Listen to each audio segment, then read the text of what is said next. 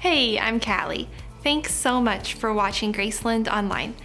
Graceland Church exists to see lives transformed in the neighborhoods, the generations, and the nations through Jesus Christ. The teaching that you're about to hear is based on the Bible, and we believe that it will be inspiring and relevant to your life. And if you're here because you're searching for answers to tough questions and looking for help on how to navigate life, we would love for you to text with any questions or if you just need someone to talk to. Again, thanks for watching Graceland Online.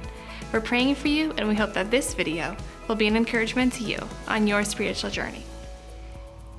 Hey, thanks so much for watching this episode of Graceland Online as we have been talking and discussing counterfeit gods, various people, person, places, things, pursuits, aspirations that we pursue that we think are going to bring fulfillment and satisfaction. We're talking about love and power and authority and sex. That's what I'm going to talk through just ever so briefly about various things and ways that we think about sex, that intimate act, even our sexuality. There's some implications there, and how we pursue that and think it's going to bring us fulfillment. It's going to bring us satisfaction.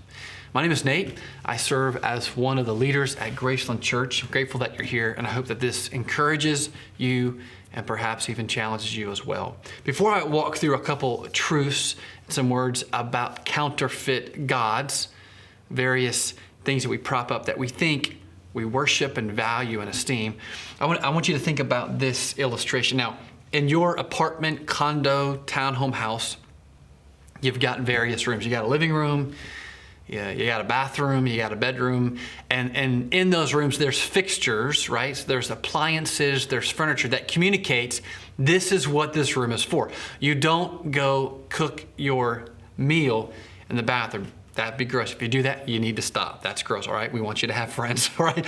You don't go to the living room to do things that you do in the bathroom, right? I mean, there's a design, there's a purpose to those rooms.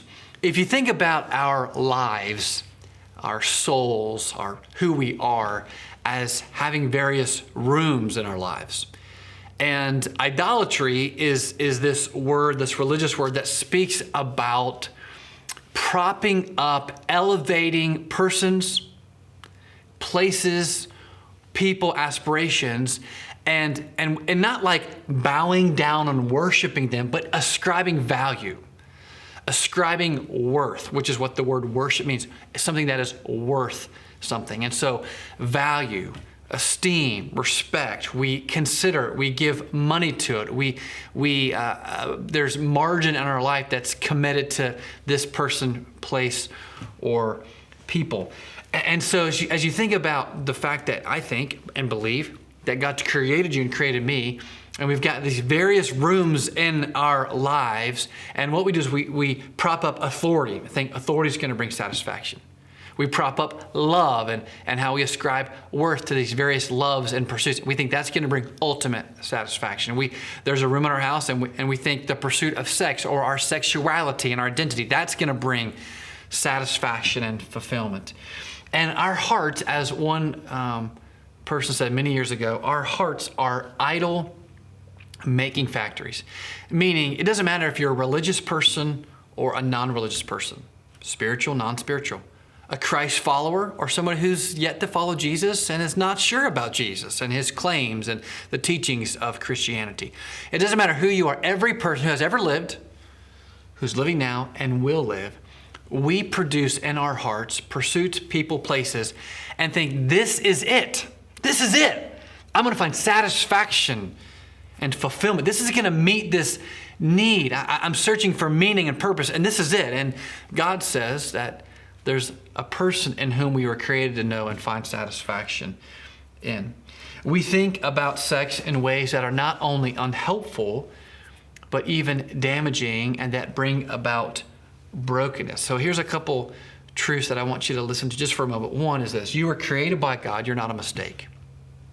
And therefore, there's a purpose to your existence.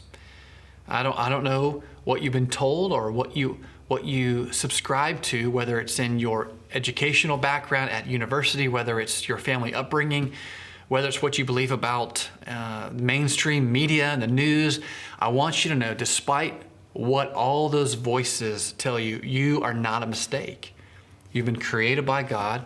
God's for you, and there's a purpose to your existence. And because there's a purpose to your existence and you're created by God, we're not entitled to live our lives however which way we want. And consequently, even with the reality and the act of sex and our sexuality, we are not entitled to think about and pursue sex and express our sexuality in however way we want, because we live in God's world and God's created you.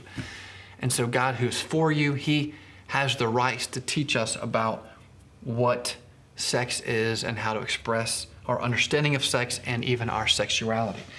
You meet people who say, I want to rule my life and do what I want. Well, you're worshiping self, right? You're ascribing ultimate value and authority to yourself.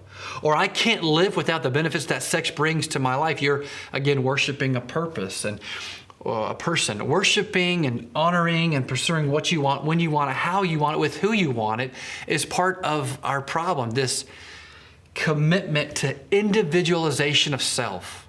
This commitment to self, that's part of our problem.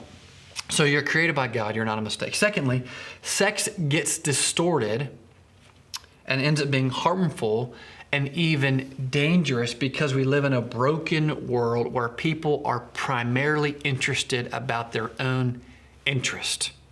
Oftentimes that's me, oftentimes that is you. Think about pornography, watching and being entertained by images on a screen. It's fake. I mean, it's fake love. It's fake intimacy. It's fake relationships, all for the purpose of sexual fulfillment being fulfilled. Or using sex for nothing more than personal pleasure.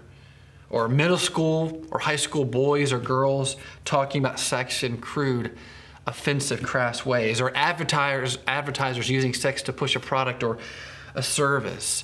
Sex gets distorted, something that's beautiful and good and right that God created to be acted out and pursued in the context of a relationship between a man and a woman. Sex ends up being distorted and can be harmful and dark and even dangerous because we live in a broken world, and you probably all too often and readily understand that. Maybe you have used it in a way that's been unhelpful, or maybe you've been the victim or the recipient of people using sex in a way that's unhelpful or harmful. And because we live in a broken world, all of us have seen it, and many of us have been the recipient of it and acted in harmful ways. If you were to go back to the second book of the Bible, the book Exodus, you got Genesis, you got Exodus. In Exodus, there's a list of rules, a list of expectations that God gives to the people of Israel to talk about a right way to live with God and a right way to live with other people. And the first is this: you don't need to worship any other gods other than the one true God, the God of the Bible. And he says the fundamental reason among that is because in our hearts we want to constantly pursue things, pursue places and trips and vacations and money and power and love, and counterfeit gods, love, power, money, authority. And we think these are the things that are going to bring us satisfaction and fulfillment. But how do we gain clarity? How do we see our commitment to person, places, or pursuit and as bringing harm not only to other people, but bringing harm to ourselves and bringing about brokenness and shame and guilt and difficulty?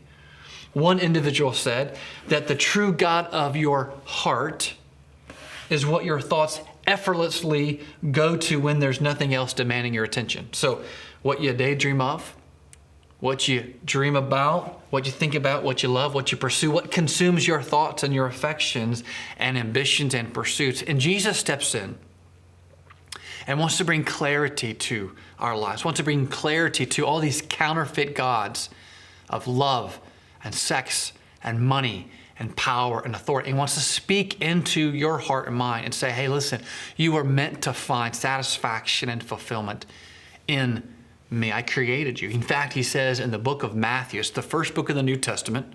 The Bible's broken up into Old Testament, New Testament. The first book of the Bible, first book of the New Testament is Matthew. He says in Matthew chapter 6, verse 21, where your treasure is, there your heart will be also.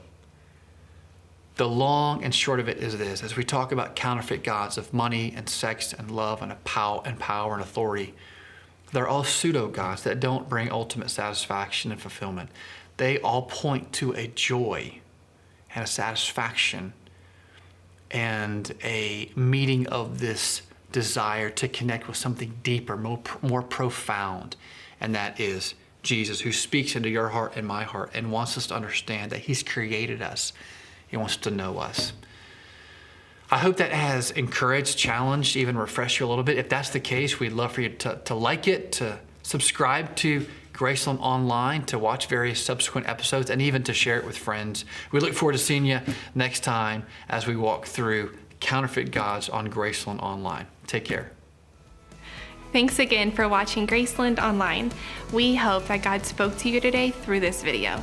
And again, feel free to text us if you have questions about what you heard or if there's a way that we might be able to help you. You can also find more videos and resources at gracelandchurch.online. Thanks again for watching, and we hope you'll join us again soon.